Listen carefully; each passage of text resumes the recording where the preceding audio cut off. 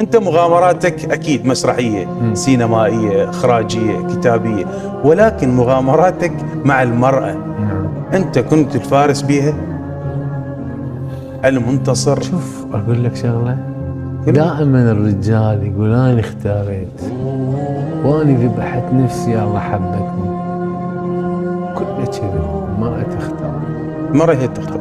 ندز لك اشارات. المرأة ذكية طيب وعظيمة بحيث تعطيك اشارات عكسية، بس الرجل الذكي او العاشق، العاشق هذا انت انت اي العاشق يفرمتها صح. زين. هاي الاشارات اللي المفروض تطردك هي قمة الدعوة الى ان تجي وتحكي وتصالح. سبق وان غنيت لها انت؟ اي طبعا، وعلى عمري كله غنيت. كله كتبت لها شيء؟ ما اعرف، انا اعرف احكي، اعرف احكي وابكي. انت اذا ملكت قلب امرأة كأنك ملكت ماذا؟ اوه يعني اكو لحظات ماكو بداخل الانسان.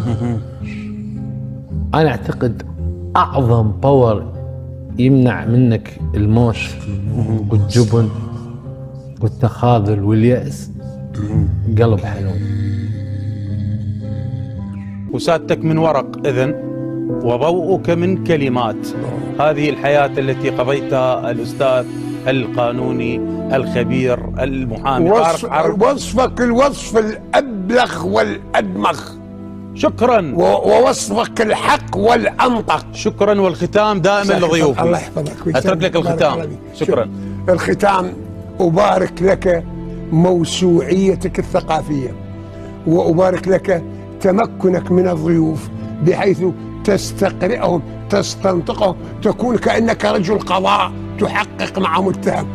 تجاوز تجاوز هذه الصفة إلى صفة. الدنيا دوارة. شكرا لكم وشكرا للأخوة الكرام على هذه الفترة الزمنية اللي أشغلهم بها. شكرا جزيلا. وكان شكري وامتناني لبرنامجك ولشبكة الإعلام العراقية وللعاملين فيها، فلطالما كنتم قناديل إعلام وأضوية صحافة وشموس عدالة في العراق، خاصة بالسنوات الأخيرة. رفعت الجلسة وتمر حتى قيل لا أحد، لتكون بين الصوت والجسد، وفجأة تتحرك الصفات لتعتلي مطرقة القضاة، ولكي يكون لها أب وحارس لا بد من معركة وفارس. القادم من المشهدين سادن الحكايا، المخرج الكبير فارس طعمة التميمي، معي ومعكم في الطريق لهذا المساء. أهلا وسهلا بك. أنت صبور إلى هذا الحد لبعض الأشياء؟ ما هو أكو حالة يعني متناقضة. طيب. سأصبر حتى يعلم الصبر أنني صبرت على شيء أمر من الصبر، لكن في لحظة ما أحيانا كل هذا الصبر في لحظة ينتهي. وصلت إلى مرحلة الانفجار؟ لا أبدا. أبدا؟ لا. من يحتويك؟ وطن احتواني أولا وأخيرا. ما أنت عشت خارج الوطن. لكن هو عاش داخلي. شنو الكبر بيك؟ وعي. الشاخ شنو بيك؟ لا أبدا. ما شاخ شيء؟ لا أبدا. لا. كل الألحان اللي لحنتها كنت بجوار امرأة؟ مو بجوار امرأة، بوسط امرأة. في قلبي امرأة. في قلبك؟ هل سكنت قلوب النساء؟ لا أبدا. يعني لا. يعني ما خططت لشيء، بس كلها صارت تلقائية صدفة. أنت الآن بلا امرأة؟ اي. شلون عايش؟ بلا امرأة معي. معك؟ ولكن معي ومعي. يعني أنا أتخيل في وجهها في وجوه كل النساء. هي واحدة؟ طبعا. أوف. أي وجه يدور حولك؟ ماكو أبو حمزة، ماكو يعني ماكو حولي، أمامي. أمامك؟ لأنه تدري ليش؟ يعني الحكاية قالها أخوي الكبير، هو يعني مربي الثاني إلي، يعني والدي الروحي الله يرحمه. قال أرقى درجات الجمال هو الوضوح. الوضوح ما يجي من الخلف، أمامي. وانت تعزف اكو دمعة بعيونك. شكو؟ لا أريد أن أتحدث عما بداخلي. شكو بداخلك؟ لأنه انت عايش بهاي مدن الثلوج والموسيقى ومدن الرخاء، ولكن القلب في مكان آخر. كان بسنين تعدت روحي تهوى، وكان لقلبي حبيب، ودارت الدنيا بهوانا وضيعتني، وصرت يا روحي غريب أحلم بكلمة حبيب، واعطش لكلمة حبيب. الناس يا عيني حبايب، وأنا وحدي لا حبيب. كذاب دول ابن الوقت بمحبتك، قلتها؟ أبد؟ لا. يعني كل حبك بالصميم. لا ما انا مو من اللي يعني مو صاحب تجارب يعني هواية بهذا الموضوع. الحليم تكفيه الإشارة، ماذا يكفيك وأنت حكيم؟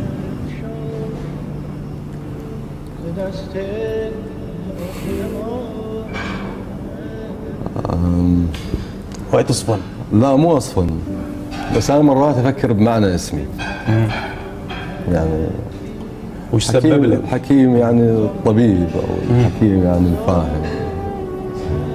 للأسف يعني أنا ما قدرت أوصل لهذا المعنى، لأنه لو واصل له كان كسبت هواي جولات بحياتي. الإشارة أيضا تكفيك وأنت حكيم في هذه الدنيا يعني؟ مرات ما تكفي الإشارة. أوف. طيب. الآن إذا أجيب لك مقطع 4 دقائق في بيتك، أو خروجك من بيتك إلى مدرستك بالفيديو وأنت بالمدرسة، إيش قد تواق إن نشوف هذا المشهد وأنت تركض من بيتك للمدرسة في الثورة في مدينة الصدر، واحد مصوره وضام هاي الفترة كلها. لا أنت هيك عباس، أنا دخلت بمنطقة، أنت لا تخوفني. لا ما خوفك. لا مو أخاف، لا الهم ما أخاف، بس أقصد لا تطبني بمناطق يعني تدخلني في مناطق يعني ربما تكون يعني استذكارها قاسي.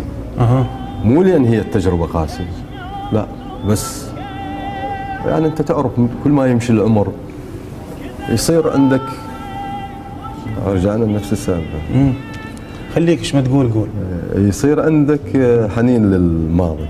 طيب حينما تتحدث هل تقول بالحقيقة تسبق حديثك؟ يعني حسب ما لأنه أتحدث الحقيقة فما أسبقها بكلمة. هل الحقيقة الكبرى غادرت الحياة؟ نتأخر هيك إذا بهكذا أسئلة بها تورية، يعني راح نتأخر بالإجابة. إرنست هيمنغواي يقول 2 تتعلم فيها الكلام و50 سنة تتعلم الصمت. لا بأس بالصمت. الإمام علي عليه السلام يقول بكثرة الصمت تكون الهيبة، ولو تم العقل نقص الكلام.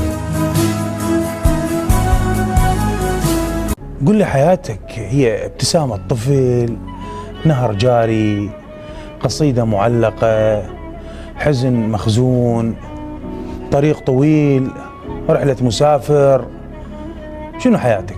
تقريبا كل ما قلته هذه حياتك. تفاصيل في حياتي وجمعها بدون أن يقصد في قصيدته كامل. مر عليك فصل التساقط؟ الخريف مثلا؟ هو اللي يبدأ العمر بالعد التنازلي، يعني أكيد خلال هاي المرحلة تفقد الأصدقاء، تفقد السنين، تفقد رياحين عمرك، تفقد ما إلى ذلك. هذا إحباط؟ لا له واقع. لا، هذا يجب أن لا يمر الإنسان بالإحباط، هذا واقع الحياة. هذا واقع يعني. الأوتار هي حياة ناس، أكيد مو ترجمة لحياة ناس؟ ممكن. ممكن تكون ترجمة. شوف أحيانا بين أوتار وبين سطور شاعر قد ترى معجزة شنو؟ قد ترى روحك التي لا تراها. بين يعني لذلك مرة يعني قرأت دالي يقول في المرآة ترى نفسك، وفي الفن ترى روحك. فممكن أن تكون بين سطور الأوتار تكون سطور، هذه السطور بها حياة ناس كاملة. كريم منصور، أنت إبداع، أنت صدفة، أنت لعنة، أنت انتظار؟ أنا إبداع للبعض ولعنة على آخرين وانتظار لآخرين. أكثر المتأذين هسه من هذا الحوار اللي حتى اللي يحبوني يعني واحد ذاك اليوم كاتب لي يقول أنا شنو ذنب له يعني ما أنا محدث شتى يعني. قلت له شبيد عليك؟ هذا من جماعة اللعنة. سؤالي المحدد، لو كان الشاعر كاظم إسماعيل القاطع على قيد الحياة، هل كان سيقف على سرير مرضك؟ أكيد. أكيد. كاظم يعني جزء مني، كاظم جزء من حياتي أنا وياه واحد. هذه كاميرتك ب30 ثانية أو أقل، احكي شوية كاظم إسماعيل القاطع. كان من الممكن أن ألتحق بك، ولكن إن شاء الله أنا أبقى لأذكرك دائما بخير وأترحم عليك، وأنا أقرأ من جديد ديوانك وقصائدك والتي لا يرتوي منها الإنسان. الليلة موت، الليلة آخر ليلة، الله ليلة دمي طرد الفاني، الغيم مديد على راسي والمطر شطحي، الليلة موت الليلة يما خافني يما ضميني بسواد الشيء. يا سلام. الله. زين بصراحة من اللي تفتح على قلبك؟ بس واحد قل له تعال شوف الصاير هاي 50 سنة 60 سنة.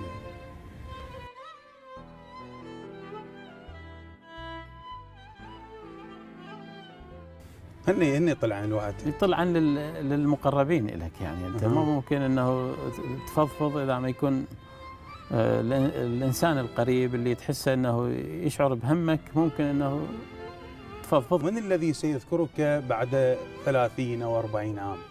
اسمك وين راح يكون متداول لما تصل إلى درجة من العمر؟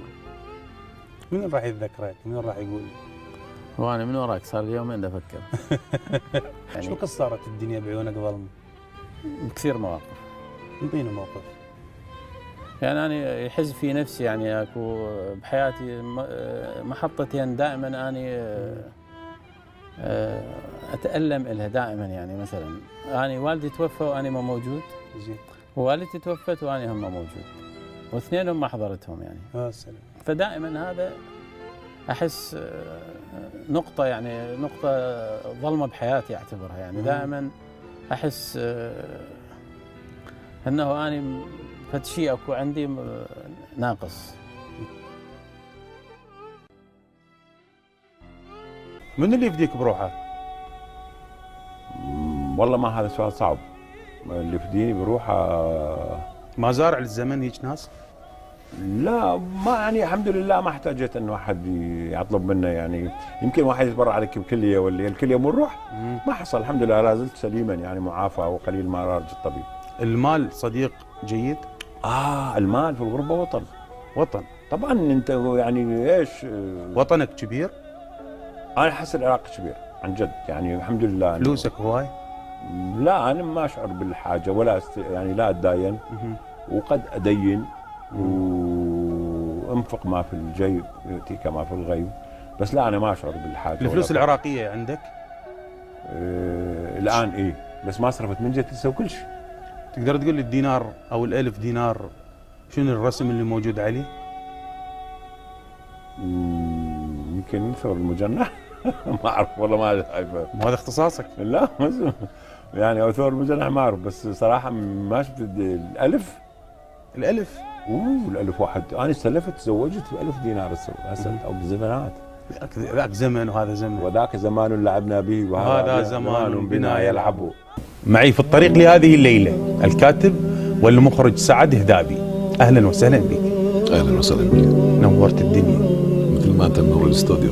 اراك ساكنا مع انك سيد التحركات. انا ارفض السكون بطبيعتي، لكنني امامك يبدو احتاج الى لحظات من السكون. وش وقت بدأت الحركة؟ من أول يوم ولدتني بأمي أنا أعتقد كنت ملازما للحركة، حركة دينامو. بعثرت أشياء؟ كثير. كثير طبعا. ندلهن مرة ثانية إذا رجعت لهن؟ لا نسيتها. ايش قد ضاع منك؟ الكثير بقدر ما وجدت الكثير، يعني هكذا هي الدنيا. كيف تعرفت عليها؟ الحياة أقصد.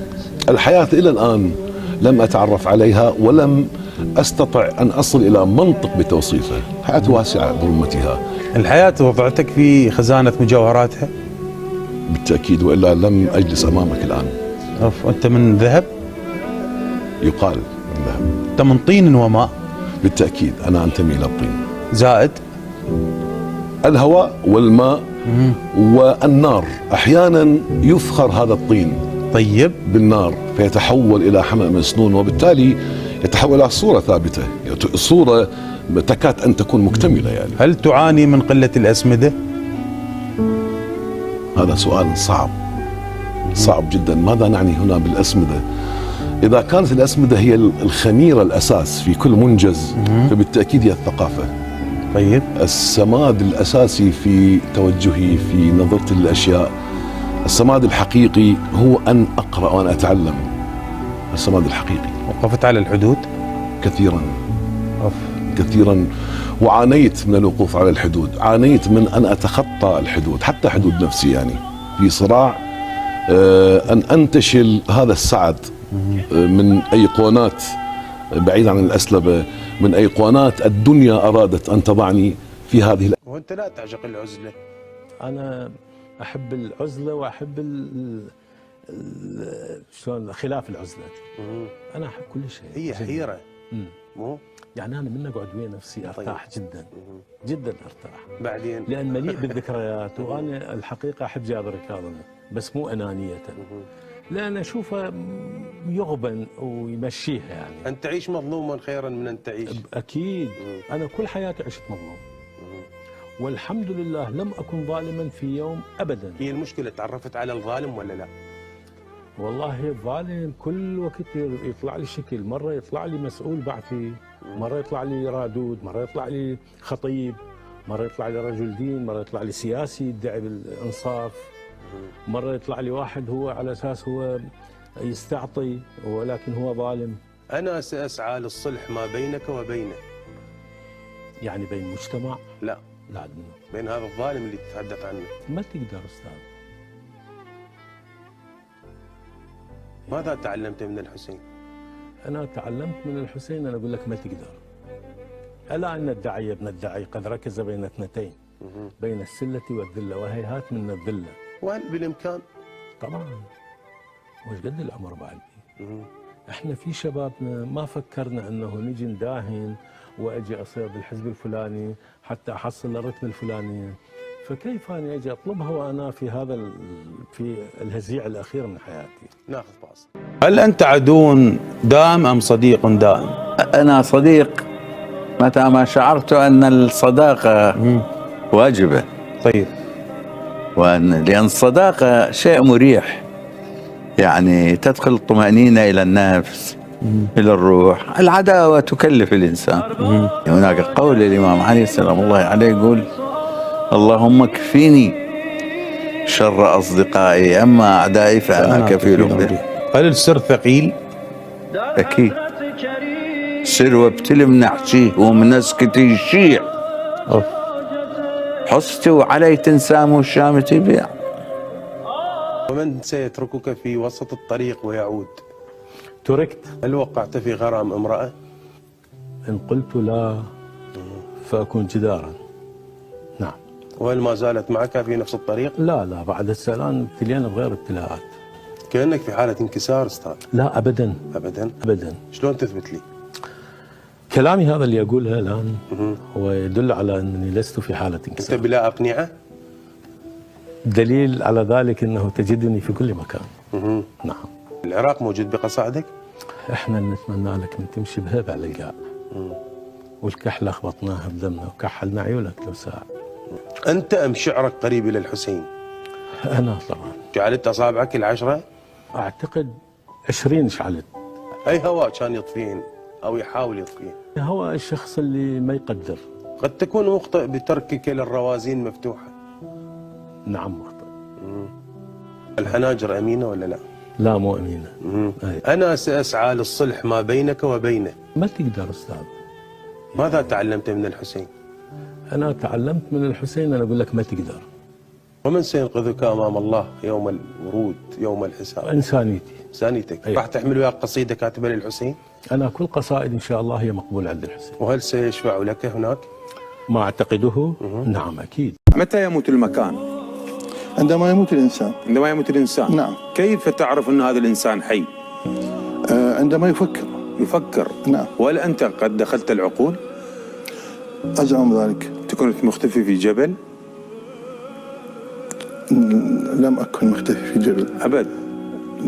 ولكن جبلي داخلي إن صح التعبير. وعدتني أن نموت سوية، لماذا نجوت؟ هل هناك من خلف الموعد معك؟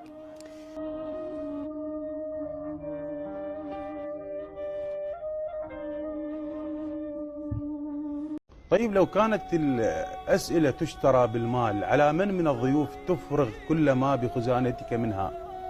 اكو شغله انا ما قلت، هذا الشاجور اللي ب 30 طلقه، انا ما قلت 36 طلعت 30. لازم كل طلقه تصيب الهدف. كل طلقه تصيب الهدف، ولا شنو معناه؟ كله يصير رزم عشوائي. مثل مرات من نفوز بطرين ونضرب الطلقات منهم حرام. كل اهدافك تحققت يعني؟ لا صارت كثير، لم يتحقق من اهدافي شيء، بس انا اقول لك اللي اللي سويته ايش عندك؟ الجواب الصحيح منين تاخذه؟ اخذه من الناس. من الناس. واللي قاعد قبالك؟ انت قاعد قبالي، احب من يقعد قبالي والحبيب اللي عليه غالي. الان انت مو؟ اي قول لي وراك من؟ وراي دم حائط يعني اسود. اكو بشر وراك؟ طبعا انا دائما احسب الناس وراي. هم اللي يدفعوا كل المقدمه. منو اكو ايد قويه دفعك؟ انا طبعا كثير، يعني يد الله فوق ايديهم. ممكن تاخذ الجواب الصحيح من رئيس دوله؟ ماني ما حاورت رؤساء دول، بس هم يعطوك الجواب الصحيح؟ لا اكو شغله هم يعطون الجواب الصحيح ولا لا؟ لا ابدا. شوف كل الرؤساء اللي هسه لو كتب اوباما مذكراته راح يطلع نادم على كل ما سوى، مثل ما سوى بوش الابن والاب والجعنكي ترامب هسه يمكن ما اعرف العالم على شفير الهاويه. طيب لو كانت الاسئله تشترى بالمال، على من الضيوف تفرغ كل ما بخزانتك منها؟ اكو شغله انا ما قلت، هذا الشاجور اللي ب 30 طلقه، انا ما قلت 36 طلعت 30. لازم كل طلقه تصيب الهدف. كل طلقه تصيب الهدف، ولا شنو معناه؟ كله يصير رزم عشوائي. مثل مرات من نفوز بطرين ونضرب الطلقات منهم حرام. كل اهدافك تحققت يعني؟ لا صارت كثير، لم يتحقق من اهدافي شيء، بس انا اقول لك اللي اللي سويته ايش عندك؟ الجواب الصحيح منين تاخذه؟ اخذه من الناس. من الناس. واللي قاعد قبالك؟ انت قاعد قبالي، احب من يقعد قبالي والحبيب اللي عليه غالي. الان انت مو؟ اي قول لي وراك منو؟ وراي دم حائط يعني اسود. اكو بشر وراك؟ طبعا انا دائما احسب الناس وراي. هم اللي يدفعوا كل المقدمه. منو اكو ايد قويه دفعك؟ انا طبعا كثير، يعني يد الله فوق ايديهم. هل تغار على نفسك؟ بنعم او لا؟ غار على نفسي؟ نعم. وهل تغور عليها؟ انا غار دائما يوميا، قلت لك هو شنو اللي يخليك اسهر؟ طيب دواعي السهر كثيره، مثل اسباب العطش كثيره. غار يعني اغار عليها من ابي وامي اذا كلموها بالكلام المنعم، يغار على نفسي. بصماتك وين نلقاها؟ بصماتي مو على هذه الطاوله، بصماتي موجوده، انا ما اكتب، ما عندي قلم. طيب بصماتي تجدها على الريح. على الريح؟ على ابواب ممكن؟ على الماء ممكن. على الماء ممكن. على الابواب دقيت باب الجار. كل الابواب تفتح امامك دكتور؟ لا بعضها مغلقه، بس اعتقد انه اني قرع خفيف. هل انت مع ارتداء الكف؟ لا عمري حتى بالشتاء ما البس كف. ابدا؟ أوف. بس الحراميه يلبسون الكف. أنا نترك امرؤ القيس ونذهب الى قيس بن الملوح. وقصيده المؤنسه، تذكرت ليلى والسنين. الخواليه. ماذا تتذكر؟ ماذا يؤنسك؟ أنا تؤنسني القراءة بشكل خاص. والكتابة أيضا. والكتابة. أنت كاتب جيد أم قارئ جيد؟ لا أعرف يعني هذا. لا أنا قارئ جيد.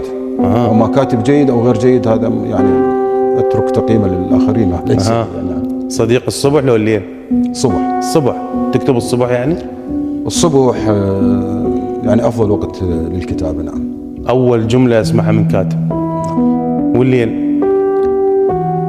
يعني هو مو معنى انه الليل ايضا احيانا ترغمك الالتزامات ان تكتب في كل الاوقات يعني في الليل في الظهر احيانا يعني، لكن افضل يعني انا بعد الافطار الصباحي بعد القهوه الصباحيه ان اكتب الاشياء اللي على مزاجي. اما احيانا تجي امور يعني وتكليفات يعني من جريده او مجله اكتبها في اي وقت. دنيا التلاميذ شلون توصفها؟ نعم. دنيا التلاميذ.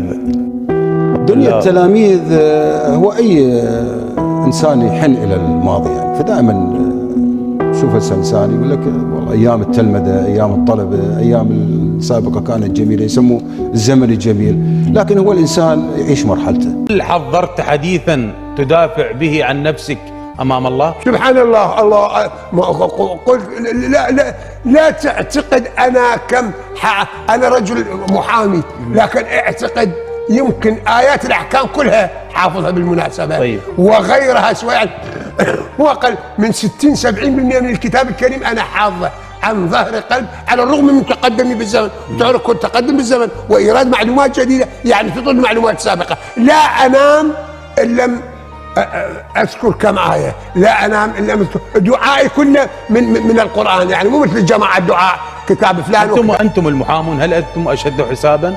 لا بد يجب، لأن تعرف حضرتك اليوم التوصية يعني حقها بعض المذاهب الإسلامية لا تبيح المحاماة. لماذا؟ لأن نقول المحاماة قد يجعل الحلال حراما أو الحرام حلالا. أقول تحريم المحاماة إذا كان هنالك قاضي يتصف بالصفات اللي كان زمن الرسول. الآن لا قاضي بهذه الصفات. في هذا العمر تخاف على ماذا أنت؟ لا شيء أخاف عليه. تخاف من ماذا؟ لا شيء أخاف من المرض. متى أصبحت واحدا ومتى أصبحت قبيلة؟ واحدا أنا دائم الوحدة. الوحدة بمعناها الفرادة يعني أنا واحد.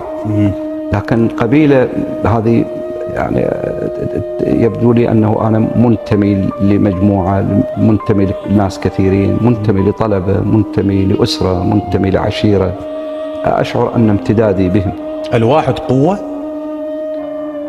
بهذا المعنى الفرادة يعني هو مسألة نسبية يعني، قد يكون فرد يعادل مجموعة كبيرة، وقد يكون مجرد رقم لا يعطي ثمار أبدا. بما تستعين وأنت الواحد؟ أستعين بالله سبحانه. لا يغادرني وجود الله في روحي. أنت مجموعة من أي شيء؟ مجموعة من حرصي على الحياة، من امتهاني لمهنة جميلة يحسدنا عليها كثيرون، بها حميمية وبها صناعة وعي لعقول عطشانة للوعي. يعني هذه أهم مفاصلي. كثر القصاصون في البلد، ماذا يعني؟ معناها تعافي يا أستاذ، لأن الكثرة ليست بالضرورة. هناك من يغربل بالنتيجة ما دام أكو كم. التعويل على من؟ التعويل على الذائقة العامة. الذائقة العامة. نعم. القارئ يعني. القارئ بالنتيجة. حتى وإن امتدحه السيء، حتى وإن امتدحه النقاد وألقوه ولمعوه، بالضرورة هو ينتهي عند المجموع.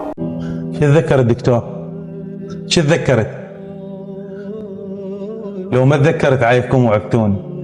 والله كثير اللي اتذكره. انطينا صورهم. يعني الانسان يكون يعني صدره محبوس.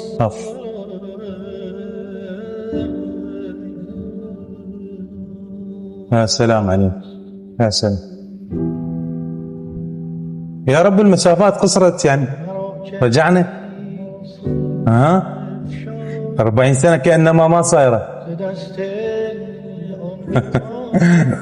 وصفت لي قعدتكم كما الأطفال. فعلا. شعر أحيانا راح العمر بالمجان يعني.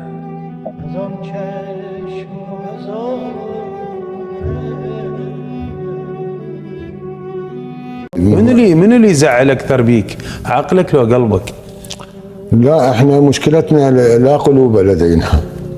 رغم انه يقولون القلب مصدر الرومانتيك والعاطفه. لا احنا نشتغل بهذا الكائن العقل المرعب المراقب. استهلكت اكثر من قلبك؟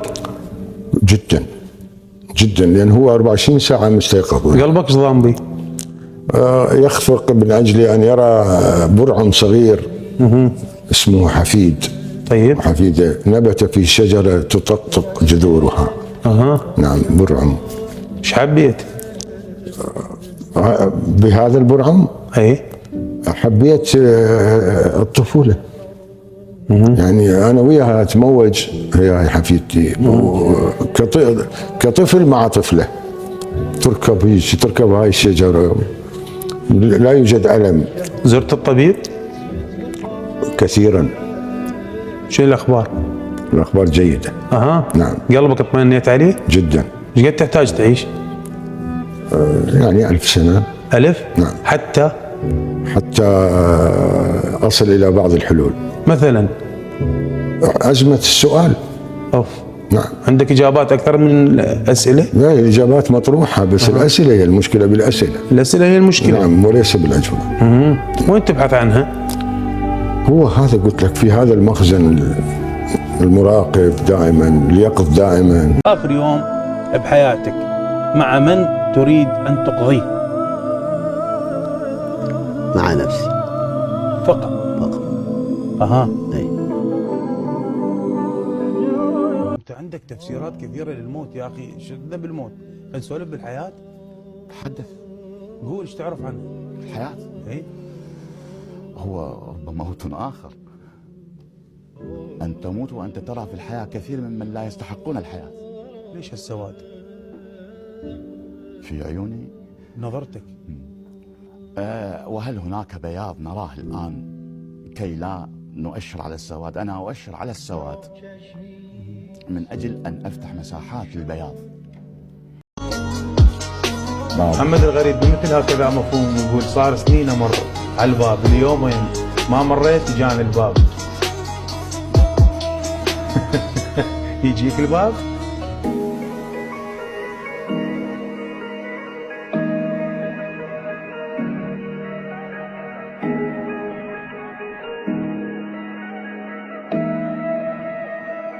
قصيدة تقول خاويت النمل دليت عزة غور، ما أعرف بنيته بقبر ياكلني، وما أعرف الدنيا قدار فرت ميل، وما أعرف السجدة بموتة تنقذني، وحشمت بعسر وذني بيسر مطموم، وأنا بوسط بير شلون يسمعني؟ حشمت بعسر وذني اليسر مطموم، وأنا بوسط بير شلون يسمعني؟ مثل عرضة أرانب بعرض وقت وياي، وأنا شيبة عجوز وبزر يدفعني، دخلت بروسهم مثل الغمد والسيف، وشفت مغزى حكيهم بس كثر مني. القصيدة صار دخلت بروسهم الله مثل الغمد والسيف، وشفت مغزى حكيهم بس كثر مني، شبكة بنص نهر ما أرجع إلا بخير، وشبحت شفوف الرادة تجرني، وخاويت ايش كثر حد ما نشف طروال، ولاويت الوقت بس بالصدق دقان الوقت هاون يدق بالهيل، وطلعت ريحته وخجلتني شمني ويذمون الربع. دقان الوقت هاون يدق بالهيل، وطلعت ريحته وخجلتني شمني ويذمون الربع. كل ما يمر غروب تطيح ذنوب كل ما كثروا ذنبي، وقلت لك عن النبي دليت عزة غور، طلعت تالي انت بقبلك. الله يحسن. الله حيدر. الله جميل جدا. الله يحفظك. احسنت. الله